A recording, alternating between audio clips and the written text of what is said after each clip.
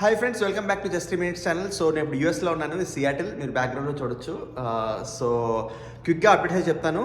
And నేను episode లేట్గా చూశాను, ఎందుకంటే ఇక్కడ లైవ్ చూడలేను కాబట్టి నేను తర్వాత చూశాను.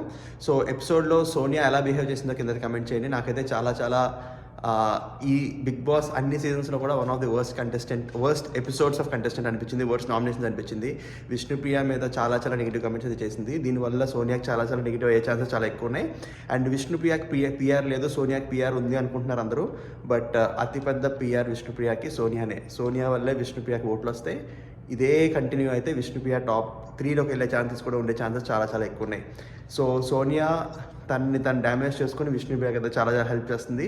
ఎస్పెషల్గా పర్సనల్ కమెంట్స్, డ్రెస్సెస్ గురించి లేకపోతే కామెడీ గురించి చేయకుండా ఉంటే బాగుండేది. యాక్చువల్లీ నాగార్జున గారు లాస్ట్ వీకెండ్ చెప్పలేదు కావాలని, మనం ఆల్రెడీ చెప్పుకున్నాం.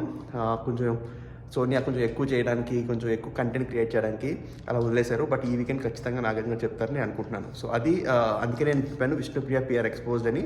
విష్ణుప్రియ పిఆర్ సోనియానే. సో ఈరోజు టాస్క్ ఏం జరుగుతుందో చూద్దాం.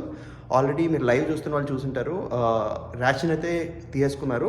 సో దానికోసం టాస్క్ గెలవాలి. సో ఫస్ట్ టాస్క్ ముగ్గురు క్లాన్స్ పార్టిసిపేట్ చేస్తారు. ఆబ్వియస్గా నిఖిల్ క్లాన్లో ఇద్దరే మిగిలారు, నిఖిల్ అండ్ మణికంఠ. అండ్ నైనికా క్లాన్లో సీత అండ్ నబీల్. అండ్ యశ్వి క్లాన్లో అభయ్ అండ్ పృథ్వీ. వీళ్ళు గెలిచారు. శేఖర్ భాష సంచాలక కింద ఉన్నారు.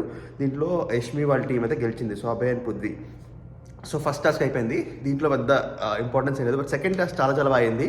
సెకండ్ టాస్క్లో ఆల్రెడీ యశ్మిల్ టాస్క్ విన్ అయిపోయారు. So second task Nainika and Nikhil task వాళ్ళు పార్టిసిపేట్ అయ్యారు. ఇది హెడ్ ఆన్ టాస్క్, 1/1 టాస్క్ చేయాలి.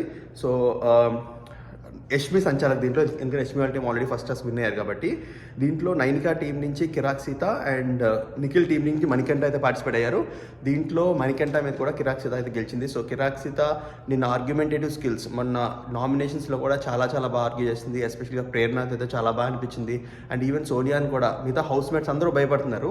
బట్ సీత ఒక్కతే అగెన్స్ట్గా మాట్లాడుతుంది. అది చాలా చాలా మంచి స్టెప్.